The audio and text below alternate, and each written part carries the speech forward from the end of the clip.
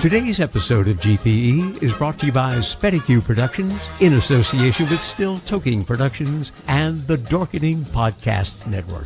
A tisket, a tasket, a brown and yellow basket. I send a letter to my mommy on the way. I dropped it, I dropped it, I dropped it. Yes, on the way I dropped it. A little girlie picked it up and put it in her pocket. She was trucking on down the avenue with not a single thing to do. She went pecking all around when she spied it on the ground. This is Geoffrey Mark Plays Ella. I'm Geoffrey Mark. Ella, the first lady of song, the greatest singer in history, Miss Ella Fitzgerald. And every time you join us, we're going to be playing Ella's music on a theme. And I, who have written 2 books about Ella and worked with Ella later in her career, are going to tell you all kinds of wonderful backstage, behind-the-scenes stuff about how the music was made, why it's important to music history, and hopefully bring you in to enjoy Ella on a brand new level. Could see.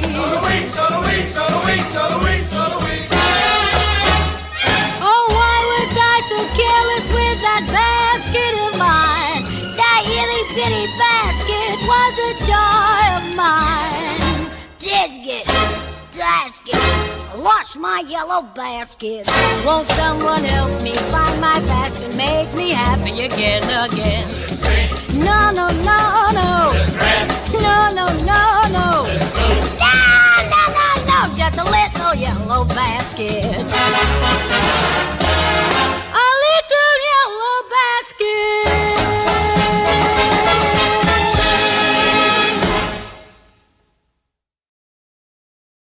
Hi, cats and kittens, and welcome to another edition of GPE. Hey, I've got a special show this time because I get to share with you something of Ella's that is fairly recently released, and it's something that was not released when it was first recorded. So let's a little information up front. We've talked on the show before. First 20 years of Ella's life on Decca Records, 1935 to 1955.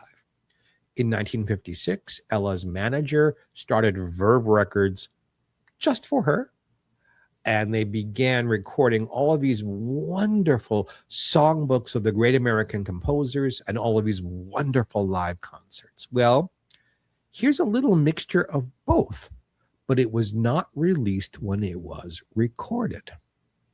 In 1958, Ella was pushing forward with these songbooks, and the latest one was Ella Fitzgerald Sings the Irving Berlin Songbook.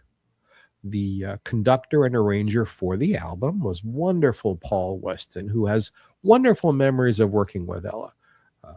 Paul is probably the only arranger conductor I spoke with who had nothing bad to say about Norman Granz. Norman, wonderful man, don't get me wrong, but he pushed for as few takes as possible. He thought jazz, just go and you do it and record it and you move on. Most of the other conductors and arrangers complained. He didn't give them enough time in the studio. He didn't give them enough takes to get the best cut. No. Our friend Paul Weston said, no, I got everything I wanted, everything I needed. It was a wonderful experience. As said so his wife, the wonderful singer Jo Stafford, who was around while this was being recorded. So this album, this 2 LP vinyl set of Irving Berlin music is recorded. But before it's really even given a chance to be released, Norman Granz booked Ella at the Hollywood Bowl. If you don't know what that is, the Hollywood Bowl is this gigantic amphitheater right in the heart of Hollywood, built into the side of a mountain. The acoustics are tremendous. I've seen Ella work there several times, and other people who appear there love working there. And what he did was he had Ella come with Paul Weston as her conductor and sing not the whole album, but a great deal of what was recorded for the album. He didn't professionally record that concert, but he had a recording going just for his own amusement, just for his own personal archives. Well, the folks at Universal Music, who now own Decca and Verve and all the other labels for which Ella recorded, found this. And in 2022, they released it on the Verve label. So I say all of this. This is the only time Ella really devoted an entire concert like this just to one album. Certainly the only time at the Hollywood Bowl. There is another recording of Ella doing Cole Porter, but it's not as complete as this one is. It is also the only time Ella performs live with Paul Weston as her conductor. So it's a lot of firsts and onlys on this. The only thing I'm going to say before we get to our first song is, because it was not recorded through the house system, because it is a kind of Norman's own bootleg recording, the sound quality is not up to the standards we usually like to have here on GPE. But I thought this is so rare and so much fun. So if you will open up your ears just a little wider for this episode and understand this is not what we're used to, I think you're going to have a lot of fun. I've sequenced these songs the way I think Ella would have had she chosen the sequence. And we're going to start with a song, I've Got My Love to Keep Me Warm. Those of you who are big Ella fans, who know the Irving Berlin songbook, will notice that for some reason, although the body of the song is the original arrangement, it doesn't start off the same way the album does. And I'm not sure why that is. So sit back, pretend it is summer. And as we're recording this, it is summer. You're in the Hollywood Bowl. You're sitting, you have food and drink right in front of you. There's, 5,000 or 6,000 people all around you enjoying the great Ella Fitzgerald. Do that and listen to I've Got My Love to Keep Me Warm. Go.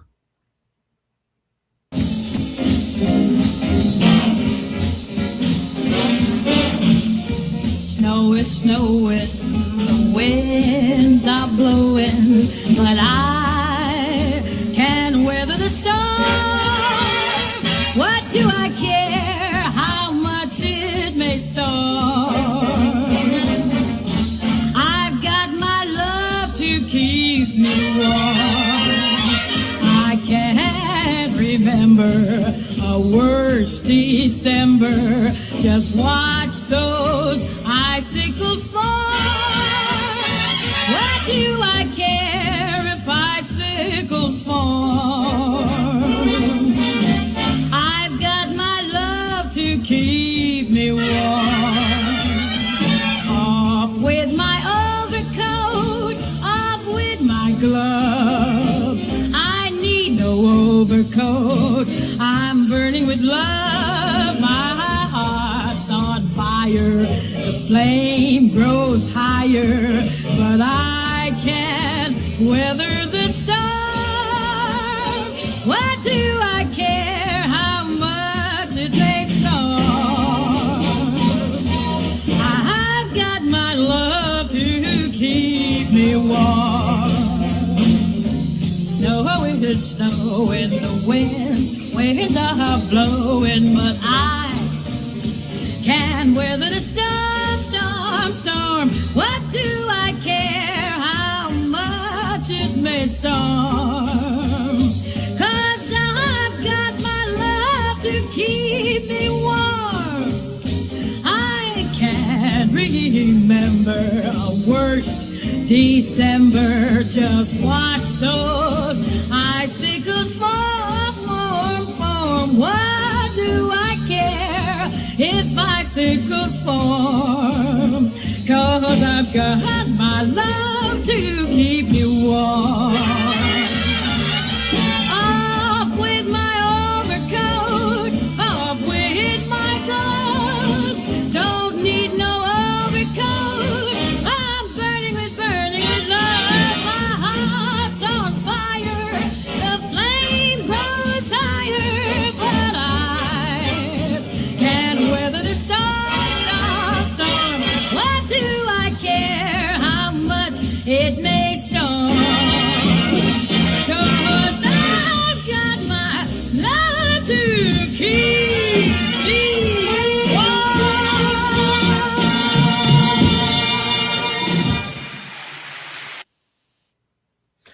Those of you who are familiar with the album version, notice on the album, when she goes to the song one time, there's an instrumental break with jazz solos. And then she comes back in. For the purposes of the concert, I guess they felt the audience might be bored if she was just standing there. So rather than using the arrangement again, that portion where she sings the song through the second time, it's just her rhythm section playing. Then the band comes in where the band came in on the album. Is that trivial enough for you? Because I know you fans out there, you want to know all this stuff. And if I don't talk about it, you're going to get back to me and say, hey, Geoffrey Mark, how come you didn't notice? Believe me, I notice. Let's get to the second one. Irving Berlin, who lived a very long time, 101 years almost. Born in Russia, Israel Berlin was his real name. They anglicized it to Irving Berlin.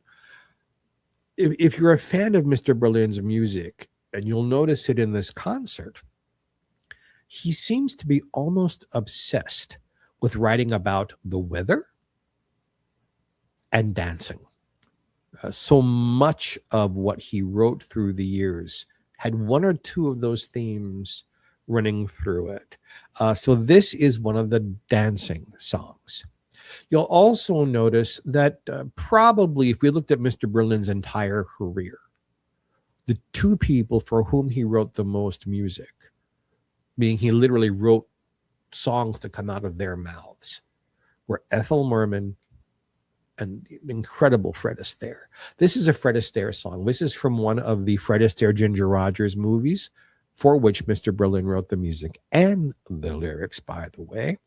So let's enjoy Ella enjoying Fred Astaire by singing Let's Face the Music and Dance.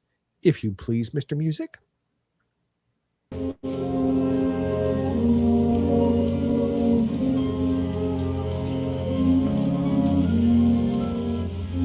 There may be trouble ahead, but while there's moonlight and music and love and romance, let's face the music and dance before the fiddlers have fled, before they ask us to pay the bill, and while we still have a chance, let's face the music and dance. Soon we'll be without the moon, humming a different tune, and then there may be teardrops to shed. So while there's moonlight and music and love and romance,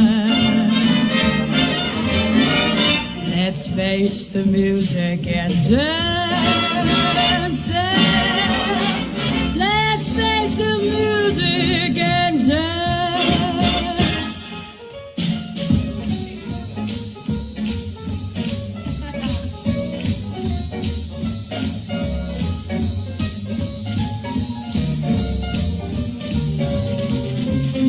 There may be teardrops to shed. So while there's moonlight and music and love and romance, let's face the music and dance, dance.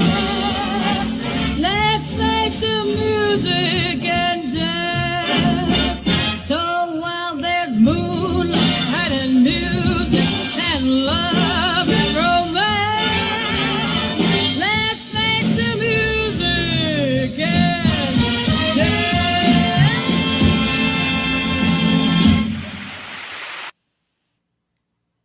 I hope you're enjoying these wonderful Paul Weston arrangements. Really, the album in the studio and this, it's the only time they really work together. It's a shame because Paul was such a talented man. You may recognize more of his arrangements for people like Doris Day, with whom he worked quite a bit, or Dinah Shore, or his wife, Jo Stafford. The concert was recorded April 16th of 58. So this is a late spring, wonderful evening at the Hollywood Bowl. We're going to do a ballad next because that's what Ella would do. A ballad, number 3 song, almost always in her concerts was a ballad. The song, there's no real one person who owns this song. It's not like a person introduced this and it became their song for the rest of their lives. A lot of Mr. Berlin's music appeared in Broadway shows, in vaudeville, in films, where the song caught on, but not necessarily because of one person, unlike the last song, which is strongly identified with Fred Astaire. But I can give you a little piece of trivia. The very first person who recorded this song very early in her Broadway career was Ethel Merman, just to have a recording. There was no reason for her to do it other than perhaps she was already a fan of Mr. Berlin's. The song is How Deep Is the Ocean? It's not an easy song to sing. It's very rangy. And the lyrics say, here's an insider singer's thing. Lyrics can be great, but if one is singing, if the consonants fall in the wrong place or the vowel, like you need to hold a note on the consonant instead of, it's harder to sing. It's harder to sing. This is a difficult song to sing, but not for Miss Ella. Let's sit back and relax and enjoy. How deep is the ocean? Ben, sir? How much do I love you? I'll tell you no lie. How deep is the ocean? How high is the sky?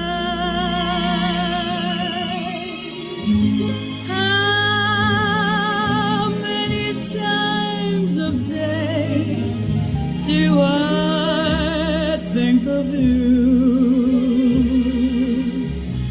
How many roses are sprinkled with dew? How far would I travel to be where you are? How far is the journey from here to a star? And if I ever lost you, how much would I cry? How deep is the ocean? How high is the sky?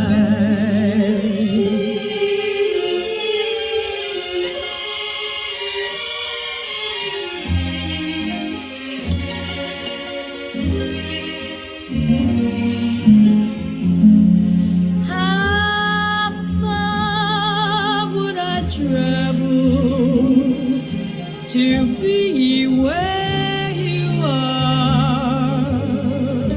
How far is the journey from here to a star? And if I ever lost you, how much would I cry?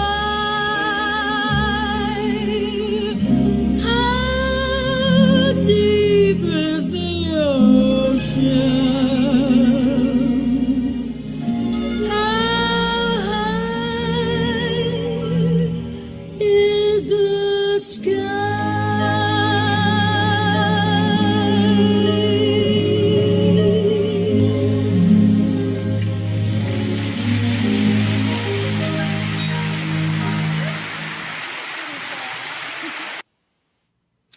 Ella almost sang the wrong lyrics. When she came in at the second time, you can hear her almost the right lyrics came out.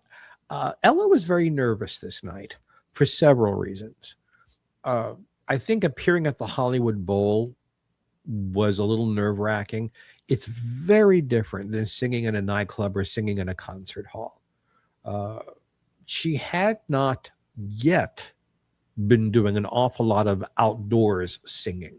Later in her career, as we got into the 60s and 70s, Ella was often singing outdoors, I should say, especially in the summertime all over Europe, where there'd be all of these wonderful outdoor concerts. But this was still kind of new for her. Also, there is a little piece of trivia here. All of these live albums that Ella made through the years either featured her with her trio or quartet, or with them plus one, or with the Count Basie Big Band, or the Duke Ellington Big Band, but there's no commercially released album where Ella is singing live with strings. It's amazing, because she did many concerts with philharmonics and symphonies. None of that has ever been released. To be able to buy it, this is it, to hear Ella with strings. So put that in your cap and enjoy it. I'm going to play for you a couple of songs now that aren't the great big Irving Berlin hits. Songs he wrote, songs that Irving Berlin aficionados enjoy, but maybe new to you. This first one, for some reason, there aren't a lot of recordings of the entire song, but the song is referenced in I don't know how many medleys and special material things through the years. You hear a snippet of it, but here is the entire song. It's called "The Song Is Ended." I like it. That's why I'm bringing it to you. Obviously, I bring you stuff that I enjoy. Hopefully, you will enjoy it too. So let's hear, how does the song is ended? Well, how does it end? Well, let's get it started. Benjamin, let's get it started.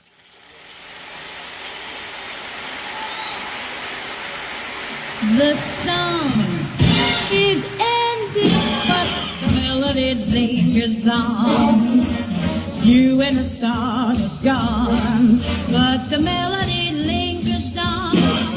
The night was splendid, and the melody seemed to say, summer will pass away. Take your happiness while you may. There neath the light of the moon, we played a love song and ended too soon. The moon descended, and I found with the break of dawn, you and the song are gone, but the melody lingers on and on and on and on and on and on.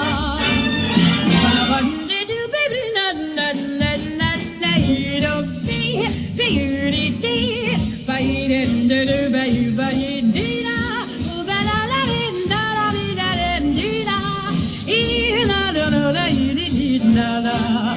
There neath the light of the moon, we played a love song that ended soon. The moon descended, and I found with the break of dawn, you and the song are gone, but the melody lingers on and on and on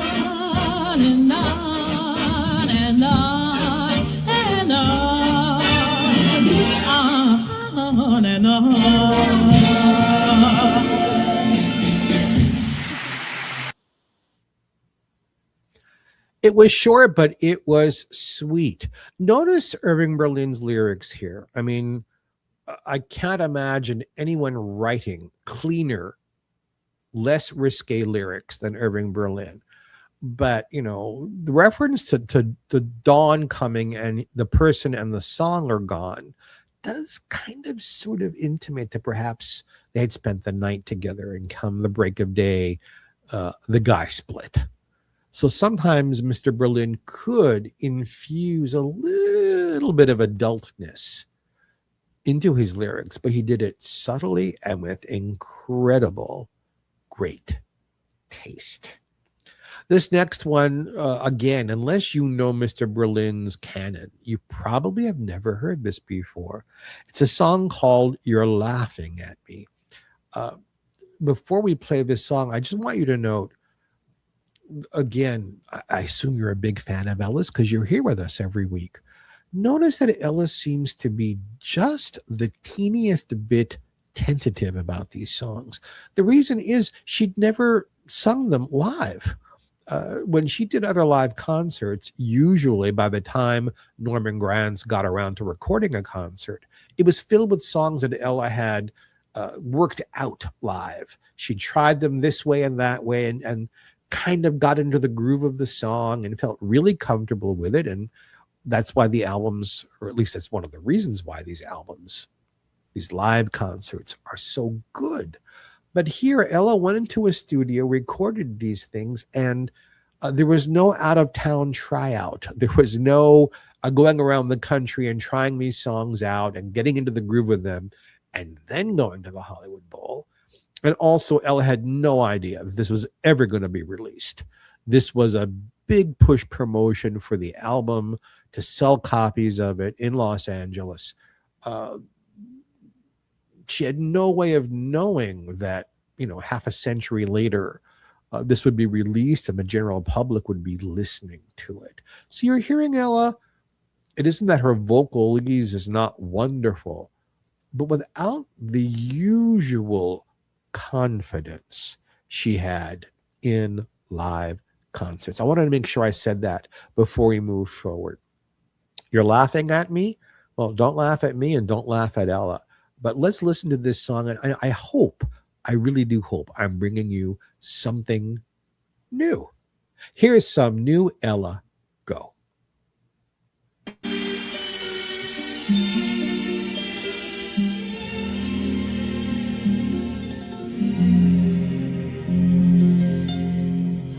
Love you, which is easy to see, but I have to keep guessing how you feel about me.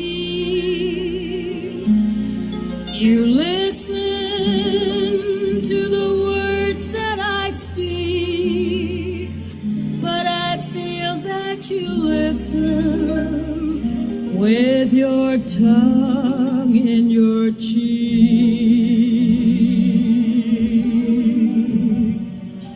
You're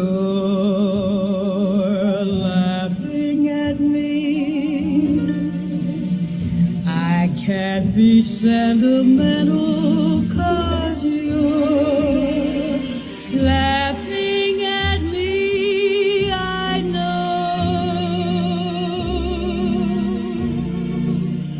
I wanna be romantic, but I haven't a chance. You've got a sense of humor, and humor is death to romance. You're laughing at me. Why do you think it's funny when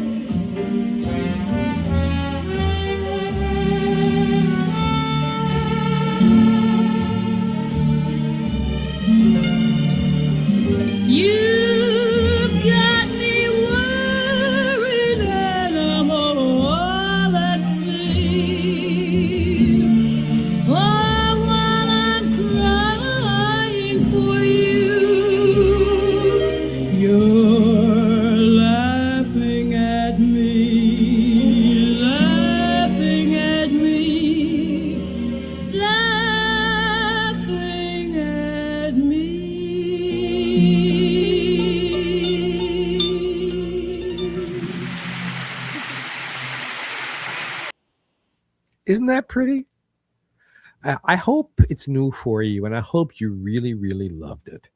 It's fun for me to bring rarities to you. This whole album is a rarity, but I don't know that I would have known that song if not for Ella's Irving Berlin songbook. I think that's a hallmark of some of the songbooks Ella recorded, that Norman Granz chose songs. Obviously, he would choose the greatest hits, but he would also choose songs he loved or that the composer really loved, but were not necessarily all that well known by the public. And she kept songs from just sort of disappearing into the dust. She kept them alive by recording them. And I hope that's one of them. We're going to do another weather song, possibly the most famous of the weather songs that Irving Berlin wrote. This was a song written for Broadway, I believe originally introduced by Ethel Waters. It became one of those songs that sooner or later everybody recorded. In the late 1930s, for a film Irving Berlin wrote called Alexander's Ragtime Band, named after his first big hit in 1911, Ethel Merman sang this. And it was associated with Merman in the 30s and early 40s. She didn't really sing it past that, but that's the big musical moment. Except, go forward about 17 years, Ethel Merman is in another Irving Berlin musical called There's No Business Like Show Business, again named for one of his songs. This time, the song was performed by Marilyn Monroe, and this time there was a problem. Marilyn sizzled in this number. The costume she wore, how do I say this nicely? It isn't just that it was revealing, but it showed her wearing panties, and the panties were scalloped like this from the top to the bottom in black. To her husband, Joe DiMaggio, it looked like pubic hair, and he thought that the costume and the way that she sang the song were vulgar. And he spoke up and caused a problem on the set. The song was recorded, the film song was recorded for the cameras, just the way the director did it. It is just the teeniest bit vulgar, but it's a wonderful song. Whether Marilyn Monroe is sizzling with it or Merman is belting it out, the song is Heat Wave. Let's hear how Ella does it back in 1953. We're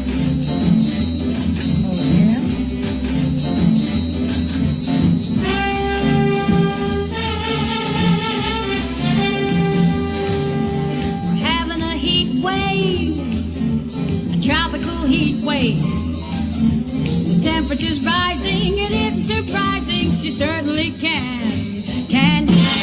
Started a heat wave by letting her seat wave, and in such a way that the people all say that she certainly can.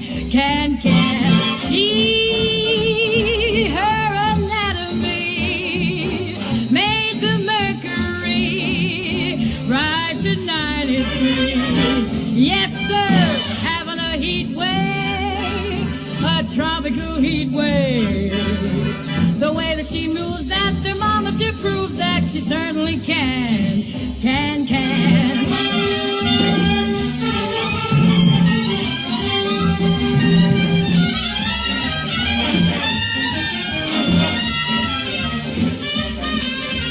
Gee, her anatomy made the mercury jump to 93. Yes, sir.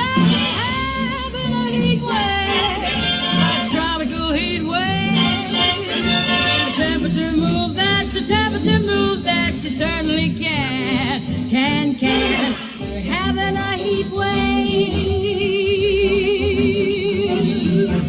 Ooh, how she moves, temperature proves she certainly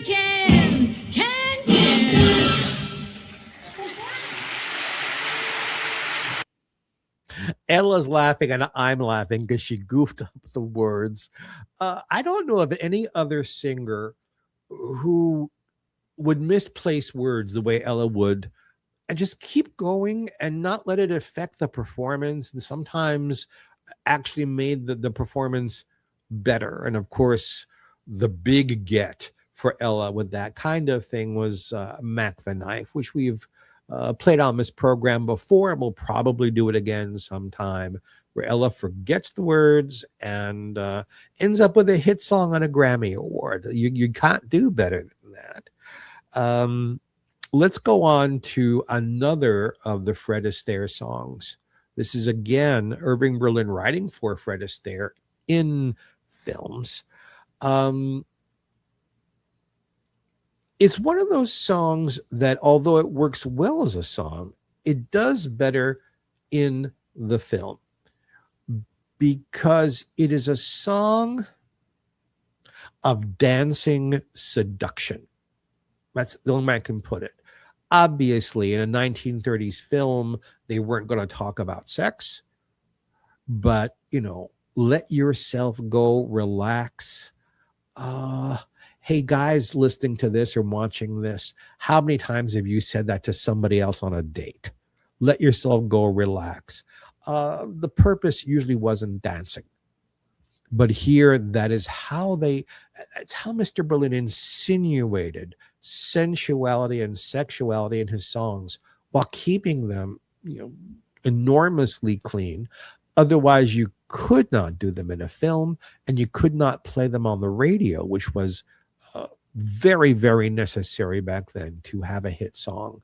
They had to be able to be played on the radio, not just the recording from the film, but other singers singing the song. So let yourself go, relax.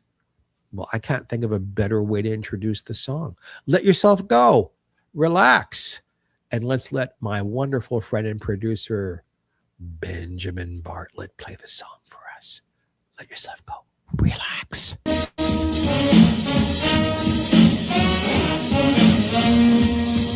Listen to the band, don't you get a bubble? As you listen to them play, don't you get a glow? If you step out on the floor, you'll forget your trouble. If you go into your dance, you forget your woe. So come get together, let the dance floor feel your leather. Step as lightly as a feather, let yourself go. Come hit the timber, loosen up and start to limber. Can't you hear that hot marimba? Let yourself go. Let yourself go. Relax and let yourself go. Relax, you've got yourself tied up in a knot. The night is cold, but the music's out, so come a closer. Don't you dare to answer no, sir. Put your banker, clerk, and grocer. Let yourself go. That's Harry Edison, Sweet Edison playing there.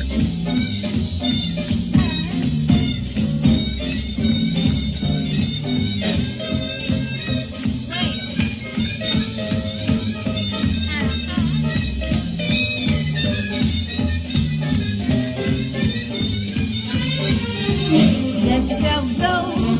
Relax and let yourself go. Relax, you got yourself tied up in a knot. The night is cold, but the music's out, so come cuddle closer. Don't you dare to answer no, sir. Put your banker, cloak, and grocer. Let yourself go. Let yourself go.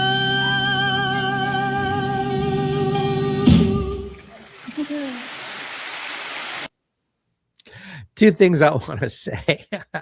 First of all, in case you couldn't hear me, that was Harry Sweets Edison playing behind Ella on that song. And secondly, when I'm recording these shows for you, in order for me to see you and be at the right eye level, I look in my own eyes. I can see me as I'm talking to you.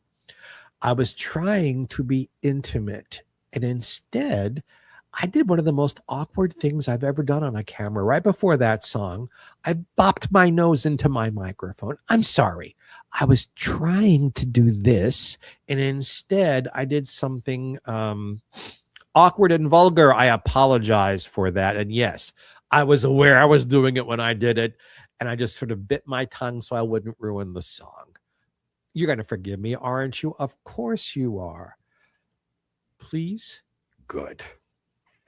This next song, believe it or not, is a reject. And you're going to say, Geoffrey Mark, you're putting my leg. No. This next song was written for a Broadway show called The Coconuts. It starred the Marx Brothers. And in rehearsal and out-of-town tryouts for the song and the show, the powers that were decided the song didn't fit, that it slowed the show down, that it took away from the Marx Brothers' zany antics. And you'd think, oh gosh, this is one of those rarities Jeff was talking about. No, no, no, no, no. This might be the most famous of the Irving Berlin ballads, despite being tossed away from the Coconuts. It is a song, if you know Mr. Berlin's music at all, if you know the Great American Songbook at all, you know this song. It's how I feel about all of you. I'll be loving you always. Please to enjoy.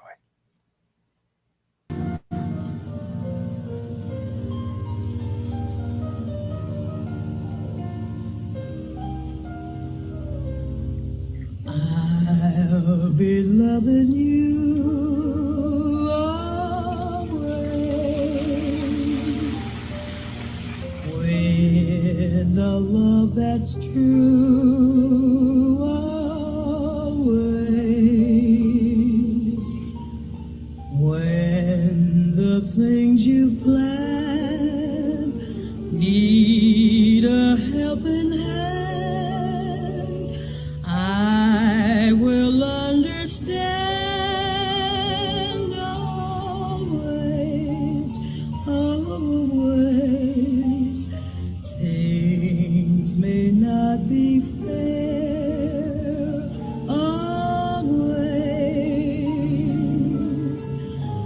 That's when I'll be there always. Not for just an hour, not for just a day, not for just a year, but always.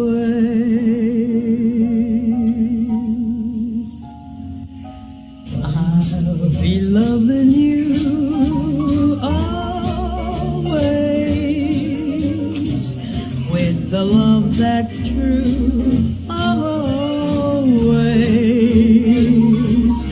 When the things you plan need a helping hand, I will understand always, always. Things may not be fair always.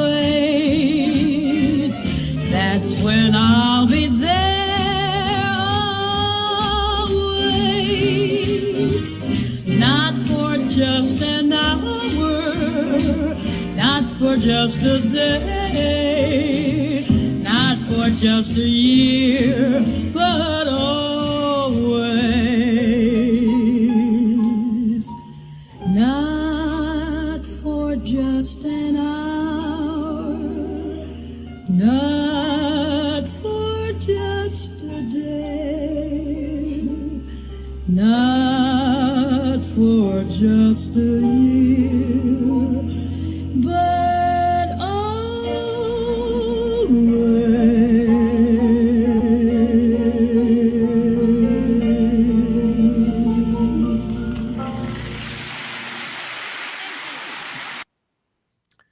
An amazing sentimental love song, and the word love isn't mentioned. Mr. Berlin was a genius. I want to mention something before we get to the next song about the Irving Berlin songbook. We've talked about what's on it. I want to talk for just a moment about what's not on it. There is nothing from Annie Get Your Gun. I Got Lost in His Arms. Can you imagine Ella Fitzgerald singing I Got Lost in His Arms? Or They Say That Falling in Love is Wonderful, or Moonshine Lullaby, or You Can't Get a Man with a Gun. There's no business like show business. Nothing. Call Me Madam. There's one song, but nothing Ethel Merman sang. Not The Best Thing for You. Not Hostess with the Mostess on the Ball. Not You're Not Sick, You're Just in Love. Can you imagine if they would have put Ella in the studio and had her do a duet with herself? Because it's a counterpoint song. How brilliant that would have been. For some reason, Norman Granz did not want Ella to record any of that kind of music. Very little from anything that wasn't on Broadway first or in the 30s in films. The later stuff, there's nothing. White Christmas, she records that song on her Christmas album, but there's nothing from that film either. Interesting choices, and I thought I'd share that thought with you. We have one more Fred Astaire song. And for those of you who are big Ginger Rogers fans, please know when I say they're a Fred Astaire song, yes, Ginger was there. Yes, Ginger danced to these. And sometimes Ginger would get a chorus of these. But they were written for Fred Astaire to sing. They were plot points in the films, and they featured Fred. No disparaging of Ginger, just that's how it was. Top Hat, White Tie, and Tails is such a fun song. Most people get the lyrics incorrectly because there are references to things that men wore back then in the 1930s when they got all dressed up formally that men don't wear anymore, and people don't know what he's talking about. So listen to the lyrics here, and we'll maybe talk about one or two of them on the other side of the song. Top Hat, White Tie, and I've never worn tails. I'd love to. I need to get some sequin tails. I just decided. Top Hat, White Tie, and Tails for Geoffrey Mark, but now just for you. Go ahead, Ben.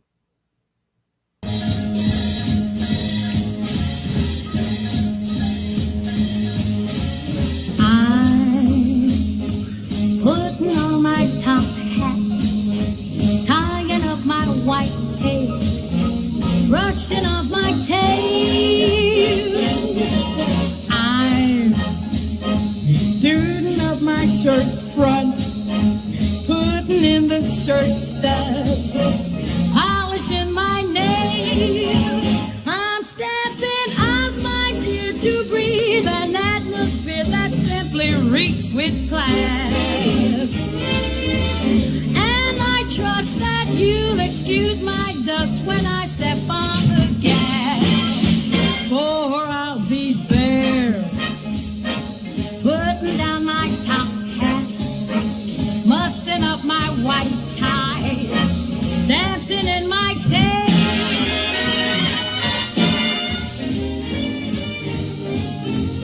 I just got an invitation through the mail. Your presence requested this evening, it's formal. A top hat, a white tie, and tail.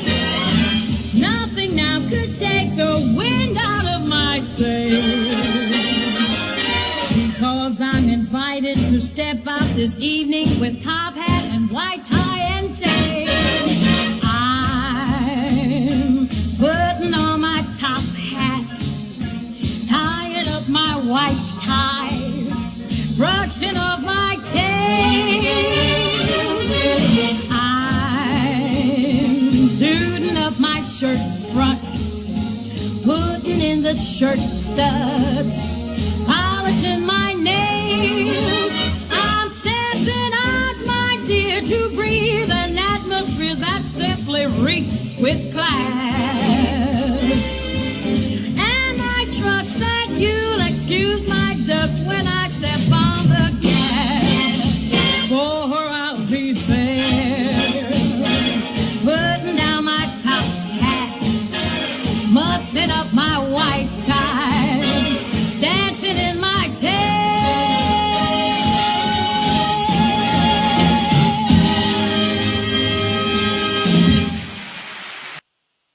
And nobody wore those clothes better than Fred Astaire. But let's go through it just for a minute. So a top hat is a very tall stovepipe hat. They were collapsible. So when you wanted to check your hat, there'd be room to flatten it.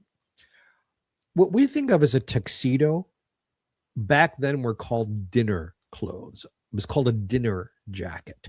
You didn't wear that at very, very, very fancy places. You wore that at dinner time or at a restaurant. But when you were going formal, you had the top hat, you had a cutaway coat with tails hanging in the back. Then there was a white vest, a white tie with a pulled up collar.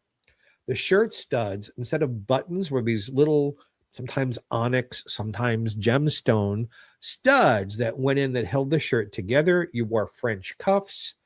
And then you wore pants that had satin going down the sides and formal shoes. If you went out formal, that is how men dressed back then. That kind of wear kind of went away in the 1960s.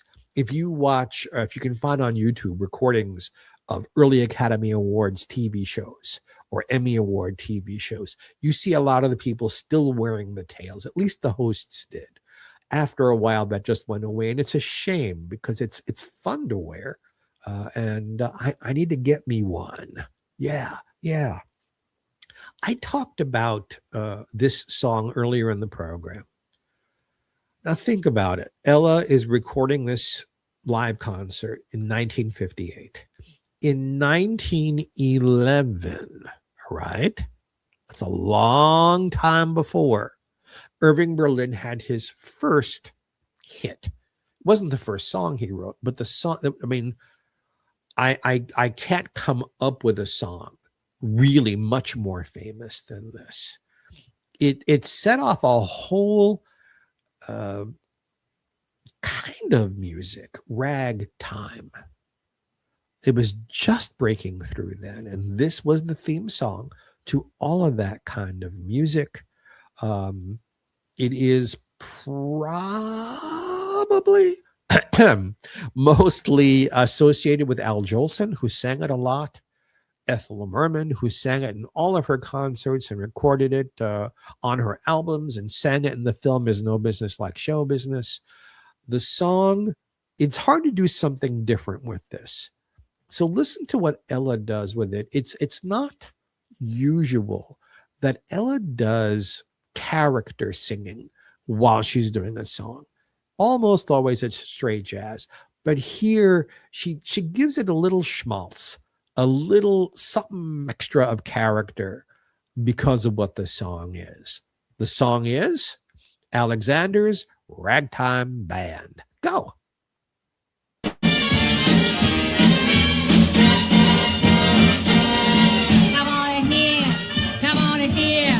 Alexander's a ragtime band. Come on in here, he's the best band in the land. If you never heard a trumpet blowing before, so natural that you want to go to war.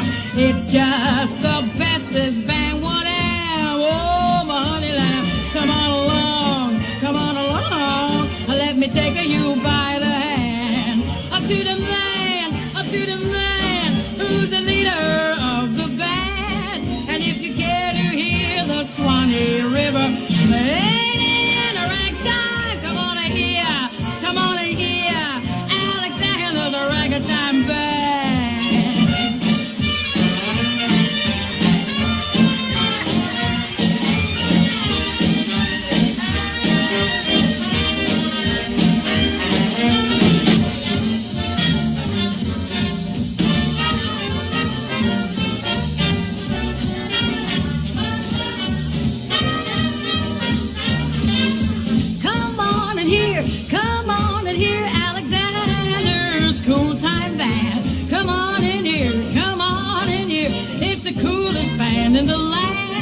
If you never move it,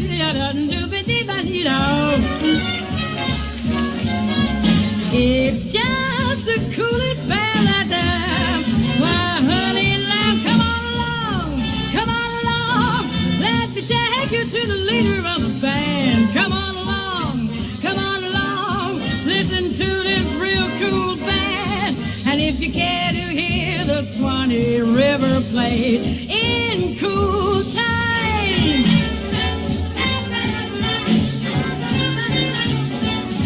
or if you care to hear the Swanee River played in a ragtime,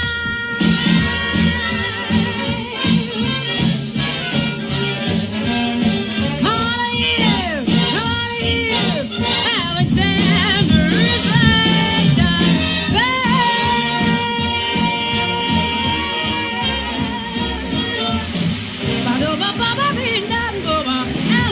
Alexander's ragtime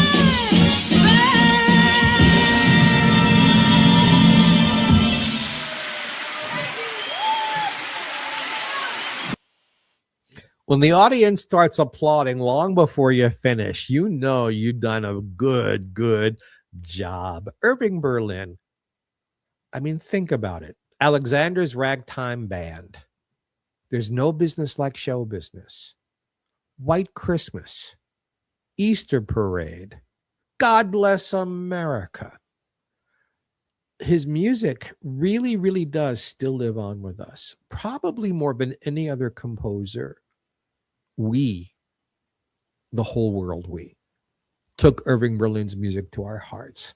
Very happy to play this for you. This rare concert released on the Verve label by Universal Music. Our time is unfortunately up. If you love being here with me, you're also going to love our talk show. Benjamin Bartlett and I have a talk show live every Wednesday, 4 p.m. Pacific time, 7 p.m. Eastern time.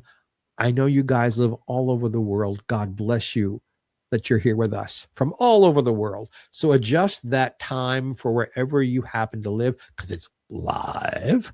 And Ben and I talk with some of the most fascinating people in the entire world.